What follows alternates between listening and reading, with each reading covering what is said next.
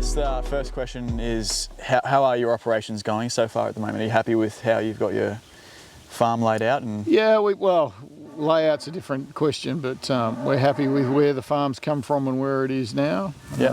Obviously, we've had some good rains and we're about to get a whole lot more. But there's obvious signs of it coming back to nature. We get a shed load more birds than we used to get. Yep. Different species. I mean, the cows, without any chemicals and back paws and all the things that industrial farming does to them, they're looking pretty healthy.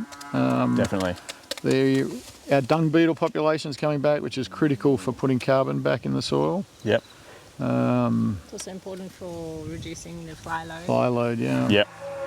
But interestingly enough, the cane toads will take on dung beetles. Yep. Thank you. The cane toads will take on the dung beetles, so you get more flies if the cane toads are running around. Okay. But the theory runs that if you have a healthy environment, there's less cane toads than if it's not a healthy environment. Yep. And there are some Australian species now that can turn cane toads over and eat them. Yep. That's great. But we still don't treat for anything. Yep. You've got some lantana and wild tobacco there under the tree. We don't poison them or anything like that. We might mulch them every so often when the lantana's finished doing its job. Yep. But the soil under that will be fantastic. And what do you think you would change if you got the farm from the start with the knowledge that you have now? What are some things you do differently? Well, it just depends on cost. If there was an open checkbook, I would. We've recently done a course which is a different way to manage the farm, which is effectively a third you leave for a year or more, a third your buffer zone, so if you're running out of feed, and then a third you're running a lot more high density grazing. Mm-hmm. And the theory behind it runs that in here, at the moment, we're running rotational grazing. And you'll see some of the plants have been left, especially the stemmy sort of stuff. Yep. So that's what's called selective grazing. And the problem is the plants that they're leaving, the ones they don't want to eat, are just left there in its entirety. So if you move down to a more cell-based electrified fence type grazing where you pack them in tightly, but you move them every day, or some people move them 4 times a day, they will smash everything.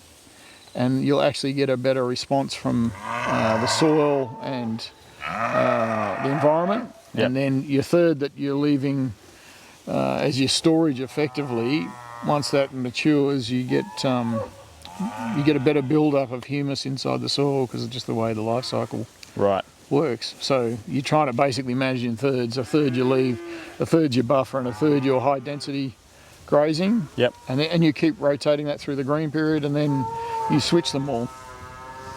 And you'll start building soil. I mean, we've built soil, and we came into this to put carbon down under, as we say. And we've done that, and we know that via satellite, but we could do it faster if we change our management technique, and we would need to change our bulls because genetics play a part in what they'll eat and what they'll thrive on as well. That's great. And last question, financially, how viable is regenerative grass-fed cattle like this? Right now, I can afford to farm, so it's not. You can afford. It's not profitable in any way, but we've done a lot of investment, which we expect to pay off. But this next phase, we move to with higher density, which is a lot bigger. Like we could manage a lot bigger herd on here.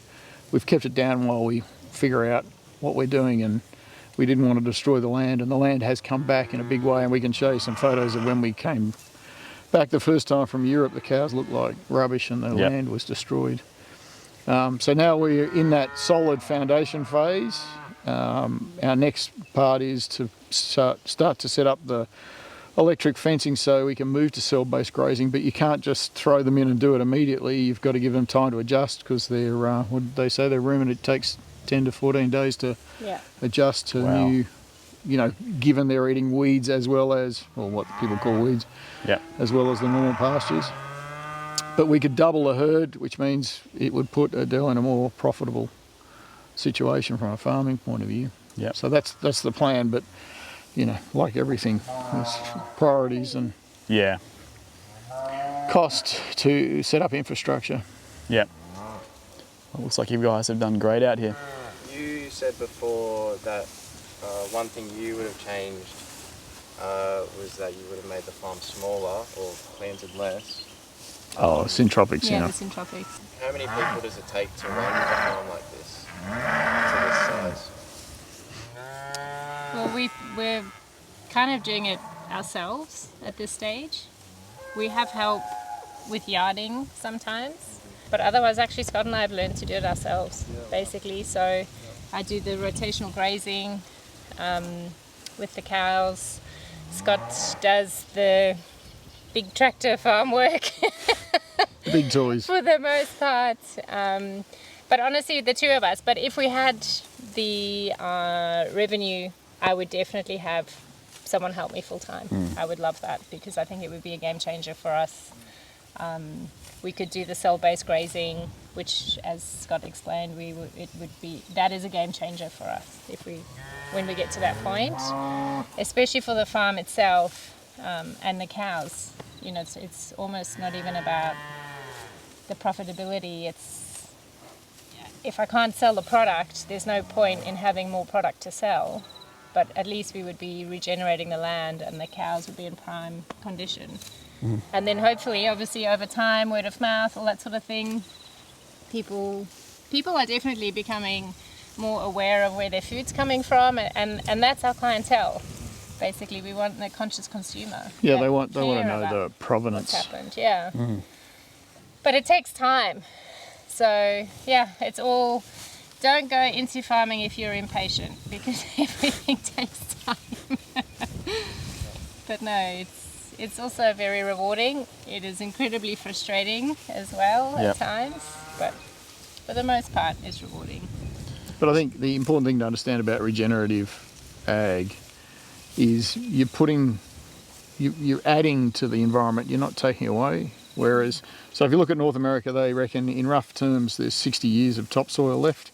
Wow. Because what the Americans do is or what industrial farming does is they'll plough the field, probably spray it with glyphosate, which is Roundup. They'll plough it, they'll put in industrial fertiliser, which a lot of it comes from oil. They'll plant the crop in the dirt, because it's not soil. It'll grow, they harvest it, and off it goes to market, and then they do that process over and over again. So there's no biology in the soil. They've killed it all with everything that's going in. And so every time they plough, the topsoil blows away, and eventually they'll hit, a clay base or whatever's underneath. They won't be able to plant anything at all. Whereas here, we're building humus and topsoil, and you can feel this paddock's pretty good. You can feel it's spongy underfoot rather than hard. So, and there's not a lot of hard panned plants down here, so this is in a pretty good way. And you can tell by the plants where your hard pans are. And, if you look at nature, pastures tend to be bacteria heavy and fungi light, and forests are the other way around, and forest is actually a natural state. So you're trying to make sure that you're bringing in the fungi, because that will connect all the trees and all of the environment together, as in the wood wide web, as they call it, and that'll move your nutrients around wherever it needs to go to whoever it needs to be sent to, and you're just building up topsoil as you go. That's great. If I was a cow, I'd want to live here. Oh yeah, these are the best kept cows on the planet. Cool. So how can people support you and find your information? Well, the best thing is they should buy the meat only from regenerative farmers, because they're actually buying to put something back into the environment rather than taking something away. From our point of view, we're only servicing kind of the northern Sunshine Coast, because we don't want to generate a whole lot of carbon in the atmosphere delivering it all over the place. Yeah. And we're doing the meat direct, so if people want to come and see the cows and visit the farm and all the rest of it, they can set that up and see where their food comes from. My biggest concern is, and I've got relatives that this has happened to, is glyphosate or Roundup, which they spray on all the wheat products, they spray on all soya, which goes into your food. But what people don't think about is it goes into cows, because most of the meat in supermarkets is grain fed, and the grain is soy, which is sprayed with glyphosate. So it's coming through all sorts of different routes that you may not pick up. Something I saw the other day that you wouldn't expect it to be in. and it was one of the stabilisers in the. Oh, right. Yep. It was soy, and so Yep. unless you get organic soy, which is hard to get, it's going to end up in your stomach, and people die from non-Hodgkin's lymphoma and all sorts of nasty stuff because they're just accumulating all of this Roundup in their systems. Yep. So yeah, the short answer is buy from regenerative farmers, and if you're in the Northern Sunshine Coast, buy from us. Cool. Well, thanks for having us. I really appreciate it. No worries. Thank you. Thanks for coming. No worries.